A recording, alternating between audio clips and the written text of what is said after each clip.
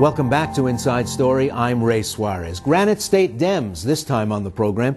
Independents are a bigger factor in New Hampshire than in many other states. There's an open primary there, meaning people who are not registered as members of any party can request a ballot from Republicans or Democrats. With a big turnout projected, independents are just another wild card, but do they make the results more telling or less significant as the campaigns move on to other states? Lauren Burke and Dakar, Lanzino are with me in Washington. Can you point to Iowa and say, that's not really a test of my strength among Democrats because who knows who's voting? I don't think, I think every vote matters, but when you're going into New Hampshire, Senator Sanders in the last WMUR poll is up 30 points ahead of Hillary Clinton. But then you have the Boston Globe, which has Hillary Clinton down by just 9. So if there's something that we have learned is that we can't trust the polls in this election.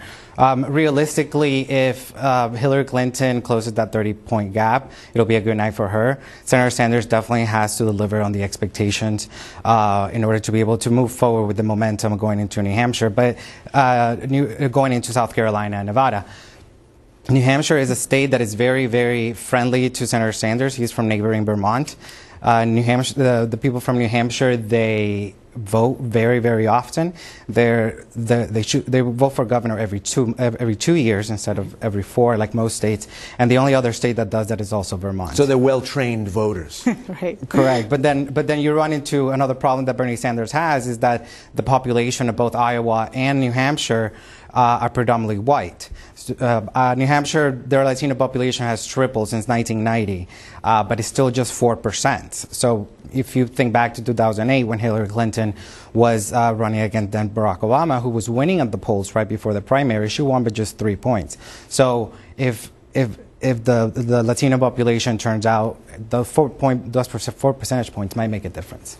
One interesting thing about New Hampshire is that economic issues really came to the fore in this last week of campaigning, talking about things like minimum wage, where the jobs are. There's a lot of disappointed people in New Hampshire, right, and towns that used to make something and sell something that don't make anything anymore.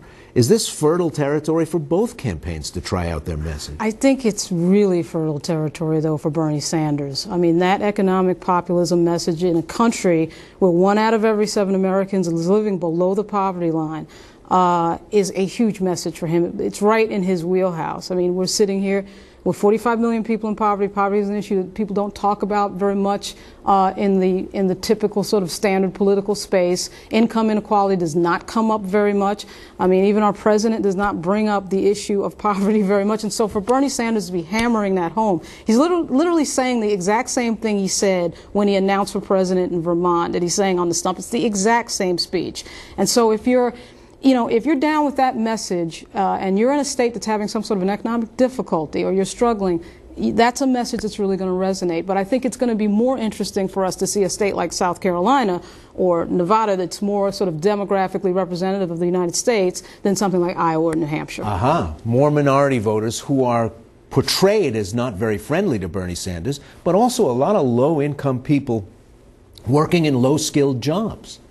A new frontier for the Sanders campaign? Absolutely. When you look at North Carolina, South Carolina, and Nevada, Hillary Clinton has deep connections in these states with the minority communities in there, and the polls show her way ahead. Senator Sanders has done some of the legwork. He's done some events with Latino groups. We saw him do an event with the Hispanic Chamber of Commerce, and we also, as well as engaging with the African American community.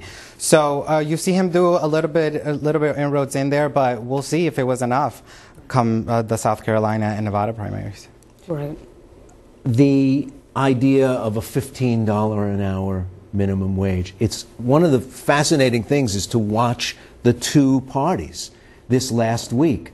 One side really never mentions anything remotely like that at all, and the other one is hammering away at it. Exactly. I mean, I think that in a weird way there has been sort of a weird connection between some of the things that Donald Trump has said and some of the things that Sanders has said with regard to, like, the country not doing so well. But of course they're coming from two completely different places. Some of those independent voters, they're talking about I don't know whether I'll take a Democratic ballot and vote for Bernie or a Republican one and vote for Donald Trump. That must give party pros from both sides fits. Exactly, but like what you said about, Ray, what you just said about the minimum wage, of course, you see the differences in the two parties, and they are stark. I think all the Republicans in the race, I'd have to check Kasich, but I think all the Republicans in the race are against the minimum wage. So that, you can't just have a populism message and not have the policy behind it, and voters are going to be looking for that. The turnout tonight should show us, if somebody gets to 112,000 or so votes tonight, or over that number, that should show us the level of enthusiasm in a state that's not a caucus state, but actually has real voters voting. So I'm very anxious to see the actual numbers tonight, to see if those messages are really hitting home. It sounds like campaigns recap, take a breather. They can't do it for very long because they got to hit the road again. Right. But think about what's worked in the last two races right after New Hampshire. Do I have the right people working for me? Do I have the right advanced people? Do I have the right strategy? If you had to, if Hillary calls you tonight, and I'm assuming she will, what would you tell her? Well, I will tell her that she's doing everything that she has to do in order to be able to continue. They keep saying that there's going to be a shakeup in the campaign. That's actually not true. Hillary's very, very happy with the way that her campaign is being run, and there is not a reshuffling going on, as far as I understand.